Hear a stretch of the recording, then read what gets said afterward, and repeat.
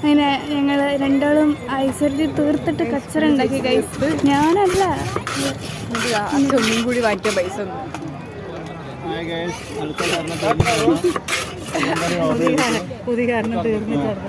അലപ്പ് കാരണം തീർന്നു. ഈ ചേച്ചിയാണ് ഫുള്ള് തിന്ന് തീർത്തത്. സത്യം പറഞ്ഞു, ചേച്ചിയാണ് ഫുള്ള് തിന്ന് തീർത്ത്. എന്നിട്ട് എൻ്റെ പാവ അച്ഛൻ എനിക്ക് അച്ഛൻ്റെ ബർത്ത്ഡേ കഴിഞ്ഞിട്ട് അച്ഛനും കുറേ പൈസ ചോദിച്ചിട്ട് എന്നിട്ട് അങ്ങനെ ഇതാ നമ്മൾ ഒന്നും കൂടി ഐശ്വര്യ വാങ്ങിക്കാൻ പോവാണ്. മധുര പറഞ്ഞേ, ഒരു മധുര